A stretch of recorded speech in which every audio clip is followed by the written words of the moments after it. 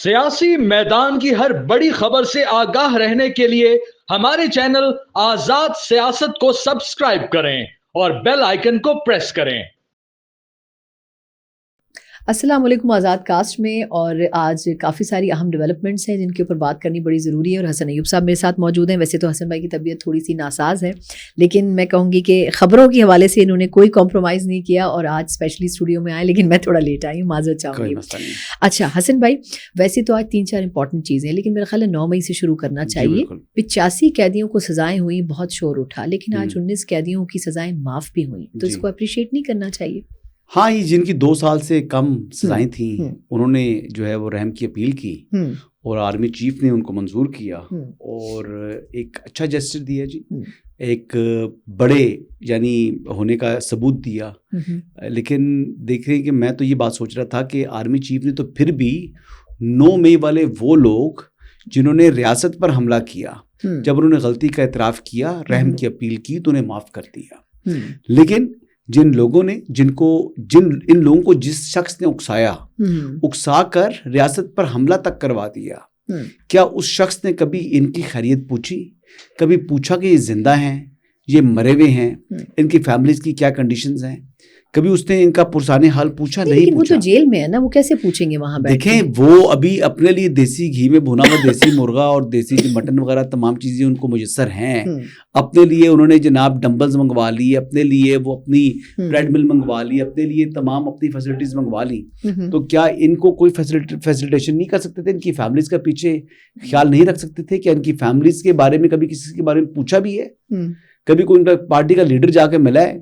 वैसे तो हजारों मुलाकातें करते हैं ना साल में इमरान खान साहब, दिन में 3-3 मुलाकातें भी हो रही होती हैं। कभी जनाब कानूनी टीम आ रही है, तो कभी सियासी टीम आ रही है, तो कभी कौन सी टीम आ रही है, कभी फैमिली आ रही है, किसी के बारे में नहीं पूछा। तो ये बेसिकली होता है किसी आदमी को इस्तेमाल करके टिश्यू पेपर की तरह फेंकना। अगर देखना हो परफेक्ट एग्जाम्पल, कोई शख्स किसी लोगों को इस्तेमाल किस तरह करता है, तो वो इमरान खान को देखिए, इस्तेमाल करते हैं और उसके बाद इज़हार लाताल्लुकी कर देते हैं। अभी तो मुझे यकीन है कि आने वाले दिनों में अगर 9 मई वाले मामलात इनके ऊपर आए तो कहेंगे ये लोग कौन है, मैं तो जानता ही नहीं उनको। वो तो कहेंगे कि तो पहले भी कह रहे थे कि मैंने तो अंदर जाने का, हमला करने का कहा ही नहीं था। ये तो मैंने तो कहा था पुरअमन एहतजाज करना चाहिए, लेकिन उसमें कोई बुरी बात नहीं है। नहीं, मेरी बात सुने। हाँ। वो मुराद सईद की आपको वो ऑडियो याद है जिसमें कह रहे थे कि तमाम पॉइंट्स हमने बताए हुए हैं, किधर किधर जाना है। और जो जूम मीटिंग की थी आपने, जूम मीटिंग के अंदर जिस आपने बताया था कि कौन कौन सी एरियाज को आपने टच करना है। इमरान खान साहब को पहले मालूम था मैं गिरफ्तार हो जाऊंगा, फिर उन्होंने कहा था कि GHQ की तरफ आपने मार्च करना है। ये चीजें ऐसी हैं कि देखें, ये इसको नाम पहले ले रहे थे फॉल्स फ्लैग ऑपरेशन का।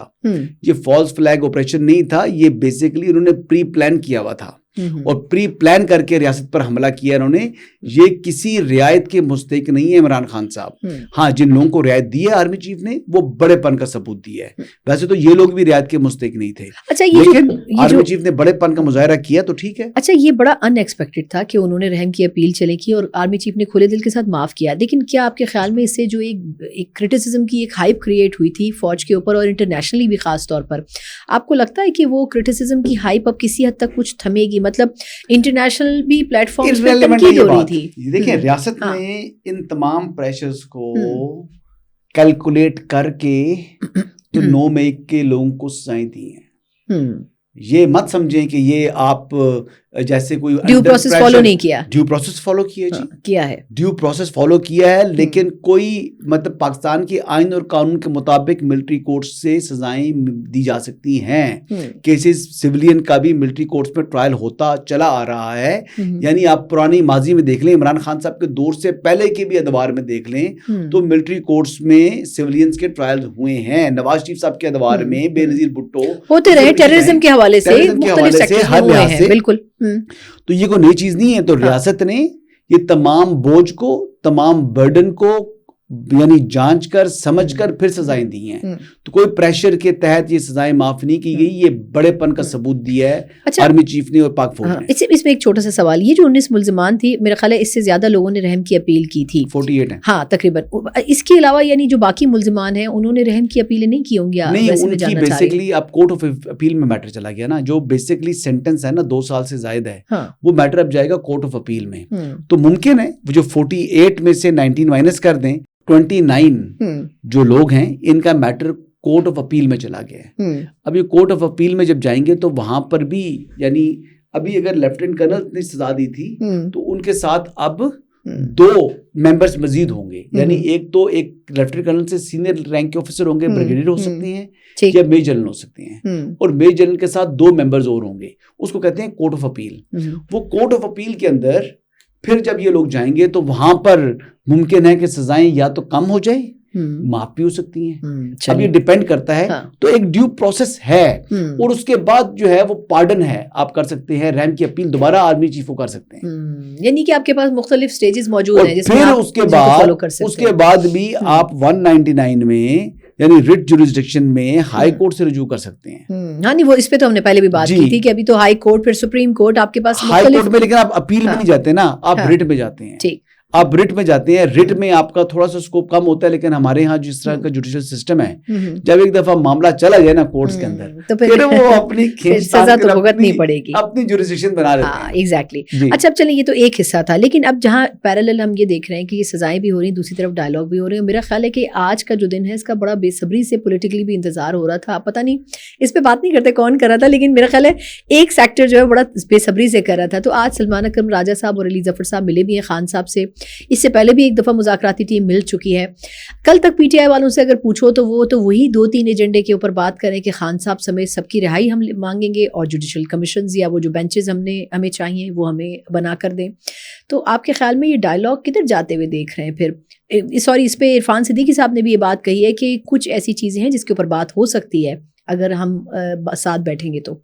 دیکھیں, میں نے کل بھی بات کی تھی, ماریہ جدون ساتھ تھی جی, تو میں نے ان کو بتایا تھا کہ میں نے کہا جی مجھے دونوں جو اطراف سے ٹیمیں بیٹھ رہی ہیں مذاکرات کے لیے, مجھے ان کی نیک نیتی پر اور ان کی اس حوالے سے جو ہے نا ایک مسئلے کا حل تلاش کرنے کے حوالے سے کوئی شبہ نہیں ہے. مجھے تو شبہ ہے پاکستان تحریک انصاف کے جو انٹرنیشنل چیپٹر ہے, جو باہر بیٹھے لوگ ہیں, وہ سپوائلرز ہیں. عاطف خان صاحب جیسے لوگ جو عاطف خان ہو گیا, جبران الیاس ہو گیا, یہ سپوائل کریں گے, یہ لوگ سپوائل کریں گے.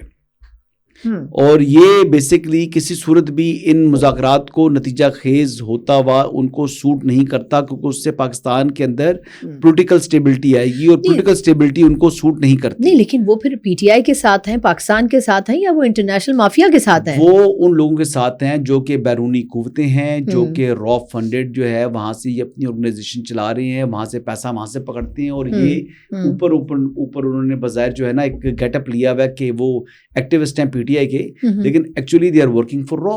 نہیں تو یہ پی ٹی آئی کو خود اس بات کا احساس نہیں ہے؟ بس اللہ کرے احساس ہو جائے, میرا تو نہیں خیال ان کو احساس ہے.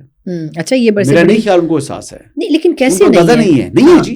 یہ جو ٹویٹس خان صاحب کرواتے ہیں, آپ کہتے ہیں باہر سے ہوتی ہے عمران خان صاحب, لیکن عمران خان صاحب کوئی نہیں, لیکن کوئی لائن تو دیتے ہوں گے نا, بیٹھے بٹھائے تو جبران الیاس ایسے ہی کر رہا ہے, وہ خود ہی سب کچھ کر رہا ہے. وہ فواد چودھری نہیں کہتے کہ یہ تمام کے تمام جو ہینڈلز ہیں, چاہے عمران خان کا ٹویٹر ہینڈل ہے یا پی ٹی آئی آفیشیل ہے, دونوں کو پاکستان لے کر آئے, کیوں نہیں آ رہے؟ پاکستان آنے میں کیا خطرہ ہے؟ کیا ٹویٹر کو بین کر دیا جائے گا؟ ابھی بھی تو ہو سکتا ہے اکاؤنٹ سے بین کر دیا جائے. کس طرح بین کرنے ہوتے تو باہر نہیں ہو سکتا یہ. ہاں نہیں, لیکن ہو سکتا ہے نا پاکستان کے اندر تو اس سے باتیں ہیں, وہاں سے لائن لیتا ہے, وہاں سے کام کرتا ہے. یہ بیسیکلی بکے میں ہیں, یہ ضمیر فروش لوگ ہیں, یہ بکے میں ہیں. اور آپ یہ دیکھ لیں کہ یہ ہمیشہ کی طرح آپ نے دیکھا نا کہ ملک میں میر صادق اور میر جعفر ہوتے تھے, جس کا ذکر حوالہ عمران خان صاحب دیتے تھے, تو یہ وہی ہیں. اچھا, دلچسپ بات یہ ہے کہ خان صاحب کو خود نہیں پتا کہ دائیں بائیں میر صادق اور میر جعفر کون ہیں. دنیا کو میر صادق میر جعفر کہتے ہیں, لیکن اپنے دائیں بائیں نہیں دیکھتے, اپنا گربان نہیں جھانکا یا اپنے دائیں بائیں نہیں دیکھا عمران خان. ایگزیکٹلی. اچھا, یہ مذاکرات میں آپ کو کیا لگتا ہے کچھ ہوگی ڈیولپمنٹ؟ نیتیں تو آپ نے بتا دی کہ بڑی پازیٹیو ہیں. دیکھیں, مجھے تو لگتا ہے کہ مذاکرات جو ہیں وہ بڑھیں گے آگے. ابھی ٹی او آرز دیکھیں نا سامنے آتے ہیں. نہیں, ٹی او آرز تو میرے خیال ہے روز کی بنیاد پہ وہ وہی باتیں کر رہے ہیں کہ یہ ہماری ڈیمانڈس تو وہی ہیں. نہیں, ٹی او آرز طے ہوں گے نا. مذاکرات کے لیے پہلے ٹی او آرز طے ہوں گے, پھر سمت کا تعین ہوگا نا. ایسے تو نہیں ہے, یہ تو انہوں نے ڈیمانڈ کی ہے, کیا انہوں نے مان لی ہے؟ اچھا, جو حکومت بیٹھ رہی ہے تو وہ کیا مطالبات کرے گی سامنے, وہ کیا کیا کنڈیشن, گورنمنٹ کے بھی مطالبات ہوں گے, اس کا حکومت رکھے گی نا جی. آپ نے اگر مذاکرات کرنے ہیں تو پھر یہ کریں, اگر آپ کچھ لے رہے ہیں تو آپ دے کیا رہے ہیں. مذاکرات تو کچھ لو کچھ دو ہے, ون سائڈڈ نہیں ہے جی. اچھا, دونوں طرف سے ہیں, یہ سرپرائزنگ ہے. یوں ایک ہاتھ سے پڑتا ہے تھپڑ. حکومت کا تھپڑ کھانا چاہتی ہے, نہیں کھانا چاہتی. کیا پیڑے تھپڑ کھانا چاہتی ہے, نہیں کھانا چاہتی. تو دونوں چاہتے ہیں تالی بجے, دونوں ہاتھوں سے بجے. ہاں تو وہ دونوں ہاتھوں سے جو تالی بجانا چاہ رہے ہیں اس لیے حکومت بھی کچھ لے گی. اچھا کیا ہو سکتی ہے ویسے؟ یہ تو ایک نئی بات ہے کہ حکومت بھی کچھ نہ کچھ ڈیمانڈز رکھے گی. وہ یہی کہیں گی کہ ہمیں 2028 تک سکون سے رہنے دیں. نہیں 2028 کی بات کرتے ہیں یا دیکھیے اس میں تو معاملات مذاکرات کے اندر ارلی الیکشن کے اوپر بھی میٹر جا سکتا ہے. یہ آپ کو کس نے کہہ دیا کہ الیکشن جو ہے 2028 میں ہوں گے؟ یہی تو بات ہے, یہی تو آرٹ ہے ان کا. یہی تو دیکھنا ہے کہ پی ٹی آئی کے لوگ کس طریقے سے اپنے مذاکرات کو اور کس طریقے سے حکومت کو انگیج کرتے ہیں. اچھا لیکن جو لوگ نامینیٹ ہوئے مذاکرات میں وہ تو اتنے کوئی زبردست پولیٹیشینز یا بیک گراؤنڈ نہیں رکھتے. مطلب دیکھیں یہ بات بھی ضروری ہے نا, کچھ لوگ ایسا ہوتا ہے بڑے اچھے سیاسی لیڈر ہوتے ہیں, آپ ہی نے اسٹیبل پہ بیٹھ کے کھاتا لیکن مذاکرات میں ہار جاتے ہیں, نیگوسیٹر جیت جاتے ہیں. تو جو پی ٹی آئی کی ٹیم ہے اس میں آپ کو لگتا ہے اتنے سین مائنڈز موجود ہیں؟